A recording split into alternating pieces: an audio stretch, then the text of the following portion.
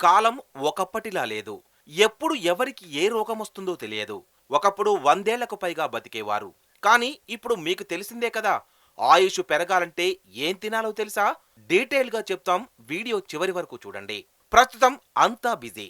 టైంకి తినడం చాలా కష్టం. పైగా అవసరం లేని జంక్ ఫుడ్ తింటూ జబ్బులతో హాస్పిటళ్ల చుట్టూ తిరుగుతున్నారు. ఆయుర్దాయం పెరగాలంటే ఇలా తినండి అంటున్నారు నిపుణులు. పీనట్ బటర్ తింటే 33 నిమిషాల లైఫ్ ప్లాన్ పెంచుకోవచ్చట. అవకాడోలు తింటే 3.8 నిమిషాలు, యాపిల్ తింటే 26 నిమిషాల ఆయురార్థం పెరుగుతుందట.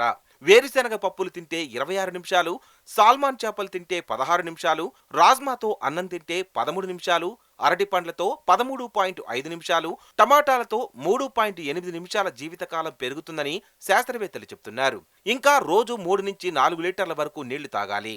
విటమిన్ డి కోసం ఎండలో ఉండాలి. వారానికి కనీసం 150 నిమిషాల వ్యాయామం చేయాలి. ఫిట్ గా ఉండాలంటే రోజుకు మినిమం 10,000 అడుగులు నడవాలట.